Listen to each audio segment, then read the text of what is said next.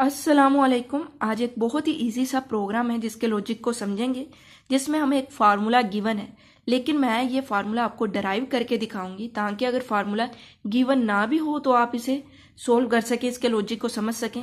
इसके अलावा आपको समझ आ जाए कि यही फार्मूला क्यों इस्तेमाल किया जाता है फ़ारेनहाइट को सेल्सियस टू फ़ारेनहाइट कन्वर्ट करने के लिए टेम्परेचर को। सबसे पहले हम स्टेटमेंट को पढ़ते हैं जिसमें कहा गया है कि एक प्रोग्राम लिखें जिसमें आपको टेम्परेचर यूजर से मिलेगा, यानी यूजर आपको वैल्यू दे रहा होगा टेम्परेचर में, और वो वैल्यू जो टेम्परेचर होगा वो सेल्सियस में होगा।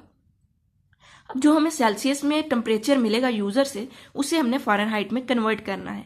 मैं आपको इस तरह से लॉजिक इसका समझाऊंगी कि अगर आपको फ़ारेनहाइट में मिल जाए इसका, तो आप उसे सेल्सियस में कन्वर्ट कर सकेंगे। बहुत ही ज़्यादा इजीली हम इसे समझने वाले हैं, बेसिक से समझेंगे ताकि आपको समझ आ जाए कि ये फार्मूला क्यों इस्तेमाल हुआ है। इसके अलावा कोई भी आपको प्रॉब्लम हो, कहीं पे आपको समझ ना आए, तो आप कमेंट कर सकते हैं। इसके अलावा मेरा व्हाट्सएप ग्रुप है, आप उसे ज्वाइन कर सकते हैं, क्योंकि वहाँ पर आंसर करना ज़्यादा ईजी रह जाता है। अब हम सबसे पहले क्या बनाते हैं, हम इसका लॉजिक बनाते हैं, और लॉजिक में हमने कुछ स्टेप बना रखे हैं कि सबसे पहले हमने ये देखना है कि हमें इनपुट में क्या मिलेगा, यानी गिवन क्या होगा। चाहे वो इनपुट में वैल्यू गिवन हो या ऑलरेडी वो कोई कांस्टेंट वैल्यू हो या फिर वो असाइन की गई हो, तो कोई भी वैल्यू जो हमें गिवन हो सबसे पहले हम उसे देखते हैं। यानी यहाँ पर हमें जो गिवन होगा वो टेम्परेचर होगा, और किस में होगा जी, सेल्सियस में होगा। इसका मतलब हमें क्या गिवन है, टेम्परेचर गिवन है, और वो भी सेल्सियस में गिवन है। अब जो टेम्परेचर यूजर हमें देगा, तो इस टेम्परेचर को भी तो हमने किसी ना किसी वेरिएबल के अंदर इस वैल्यू को स्टोर करना है, तो इसलिए हम कोई ना कोई एक वेरिएबल डिक्लेयर करेंगे। यहाँ पे मैं वेरिएबल लिख देती हूँ ताकि आपको समझ आ जाए। तो एक तो मैं वेरिएबल ये सेल्सियस का ले लेती हूँ, ताकि वो वैल्यू जो यूजर यहाँ पर इनपुट में हमें गिवन कर रहा होगा, वो वैल्यू हम इस वेरिएबल के अंदर स्टोर करवा देंगे। उसके बाद जब हम कुछ कैलकुलेट कर रहे होंगे, कैलकुलेट करने के बाद जो फाइनल आउटपुट हमने शो करवानी है वो भी हम यहाँ पे देख लेते हैं। तो हमें पता होना चाहिए कि हम डिजायर आउटपुट क्या है, एक्चुअल में हमने इस प्रॉब्लम को, जो प्रॉब्लम दी गई है, इसका आखिर में सॉल्यूशन क्या देना है। तो आउटपुट में भी हमने टेम्परेचर ही देना है, लेकिन वो होना चाहिए फ़ारेनहाइट में। अब जब हम कुछ कैलकुलेट कर रहे होंगे, इस वैल्यू को जब हम कर लेंगे, कैलकुलेट कर लेंगे, तो ये वैल्यू भी तो कहीं ना कहीं स्टोर होनी चाहिए। तो इसके लिए भी हम एक वेरिएबल बनाएंगे। क्या बनाएंगे जी, यहाँ पे वेरिएबल बनाएंगे। आप उसको इस तरह से कुछ भी नाम रख सकते हैं। अब इनकी टाइप क्या होगी, फ्लोट इनकी टाइप होगी। क्यों होगी ये आपको ऑलरेडी पता होना चाहिए, क्योंकि हमने पिछले चैप्टर्स में इन्हें कवर कर लिया हुआ है। आउटपुट का भी समझ आ गई, इनपुट की भी समझ आ गई। अब ये समझना है कि ये जो आउटपुट है इसको कैलकुलेट कैसे करना है। तो यहाँ पर हमें दो चीज़ें दी जा रही हैं, एक सेल्सियस, एक फ़ारेनहाइट। ये दोनों टेम्परेचर को मेजर करते हैं। फ़ारेनहाइट ज़्यादातर यूएसए में इस्तेमाल होता है, और Celsius all over the world इसको इस्तेमाल किया जाता है टेम्परेचर को कैलकुलेट करने के लिए। अब इनमें डिफरेंस क्या है, उसी डिफरेंस को समझते हुए हम इसके फार्मूले को डराइव कर लेंगे।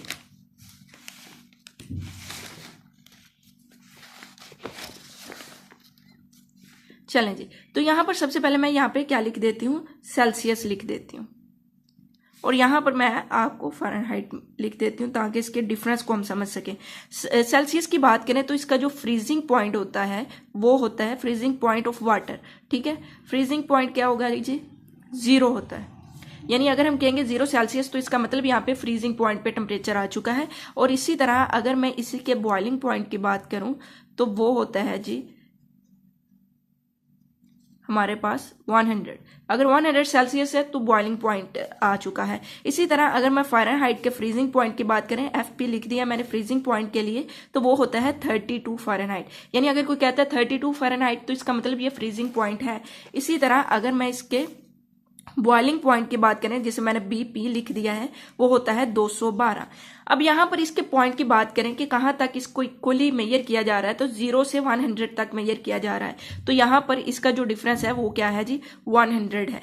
और यहाँ पर अगर मैं बात करूँ तो 32 टू 212 आ रहा है, तो ये बनता है हमारे पास कुल मिलाकर 180। यानी अगर मैं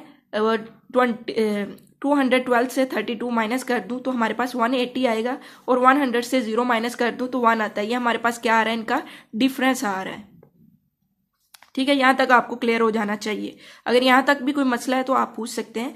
तो बेसिकली यहाँ पर हमने जो समझा कि सेल्सियस भी ही टेम्परेचर को मेजर करता है, लेकिन कहाँ से इसकी वैल्यू स्टार्ट होती है, फ्रीजिंग पॉइंट 0 से और बॉइलिंग पॉइंट 100। ये भी टेम्परेचर को ही कैलकुलेट करता है, लेकिन इसके कैलकुलेशन की जो वैल्यू स्टार्ट होती है वो 32 से 212 तक जाती है। तो यहाँ तक अगर आपको क्लियर है तो आगे बहुत ही ज़्यादा आसान होने वाला है, क्योंकि हम अब फार्मूले को डराइव करने वाले हैं। अगर मैं इसकी रेशो निकाल दूँ, यानी मैं अगर फ़ारेनहाइट ओवर सेल्सियस कर दूँ, तो हमारे पास आएगा 180 ओवर क्या आ जाएगा हमारे पास यहाँ पे 100, यानी ये हमें इतनी समझ आ रही है। तो इसी तरह तो यहाँ पर अगर मैं इनको देखूँ तो ये डिवाइड हो रहे हैं 2 9 और 2 5, तो हमारे पास वैल्यू आ गई 9/5।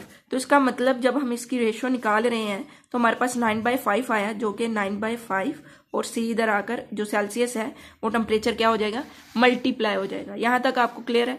आगे चलते हैं जी। अब हमें पता है कि जो फ़ारेनहाइट है इसका फ्रीजिंग पॉइंट कहाँ से स्टार्ट होता है, इसका फ्रीजिंग पॉइंट स्टार्ट होता है 32 से, इसलिए हमने 32 को यहाँ पे ऐड किया है फ़ारेनहाइट को कैलकुलेट करने के लिए, क्योंकि हमें पता है सेल्सियस का 0 से स्टार्ट होता है। तो जो सेल्सियस टेम्परेचर हमें गिवन है, यहाँ पर हमने एक रेशो निकाल ली थी इनकी। अब जो सेल्सियस टेम्परेचर गिवन है इसमें हमें 32 ऐड करना पड़ेगा अगर हम फ़ारेनहाइट में वैल्यू लेना चाहते हैं, क्योंकि फ़ारेनहाइट की 32 से स्टार्ट होती है और सेल्सियस और फ़ारेनहाइट के फ्रीजिंग पॉइंट में 32 का डिफरेंस होता है, इसलिए हमने 32 को यहाँ पे ऐड कर लिया है। अब हमारे पास एक फ़ारेनहाइट का फार्मूला आ चुका है जो कि गिवन भी था।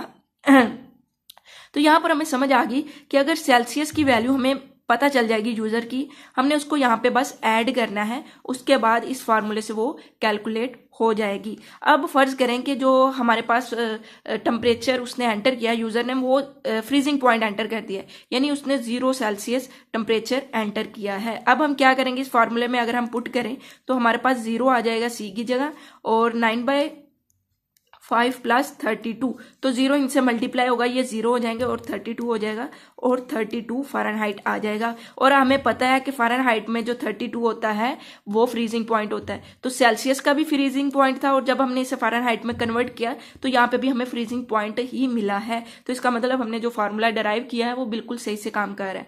अब फर्ज करें कि जो यूज़र है या जो स्टेटमेंट है वो कह रही है आपको फ़ारेनहाइट में गिवन है, सेल्सियस में आपने इसे कन्वर्ट करना है। तो बहुत ही ज़्यादा ईजी है, इसी फार्मूले को आपने चेंज कर देना है। यहाँ पर जो एफ है और ये यहीं पे रहेगा, 32 यहाँ पे प्लस हो रहा है, उधर माइनस हो जाएगा, और ये वाली जो चीज़ है वो यहाँ पर जाके बदल जाएगी, 5/9 हो जाएगी। अब इस फार्मूले को अगर मैं लेकर चलूँ, इसी फार्मूले को, और इज इक्वल टू सी हो जाएगा। तो अगर फर्ज करें कि जो यूज़र है उसने 32 एंटर कर दिया, फ्रीजिंग पॉइंट एंटर कर दिया, मैं यहाँ पे सिर्फ आसान सी एग्जांपल लेकर चल रही हूँ, वो कुछ भी वैल्यू एंटर कर सकता है।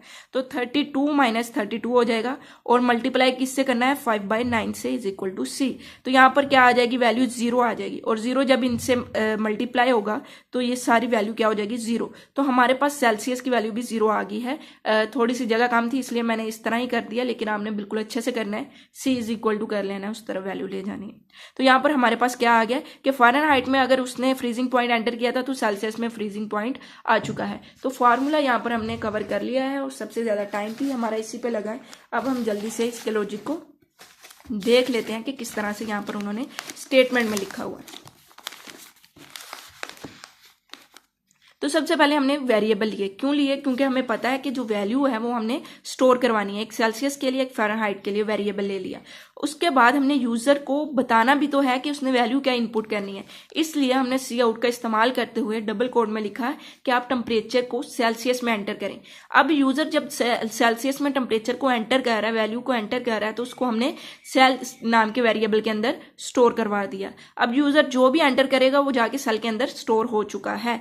उसके बाद हमने यहाँ पर फार्मूला लगा दिया है, फार्मूले में सेल लिखा है ताकि इस वेरिएबल के अंदर जो भी वैल्यू होगी जो यूज़र ने एंटर की होगी वो यहाँ पर कैलकुलेट हो जाएगी। तो जैसे ही कैलकुलेट होगी, जैसे कि मैंने एग्जांपल में कहा था कि वो 0 हो सकती है, कुछ भी हो सकती है जो यूज़र एंटर करेगा।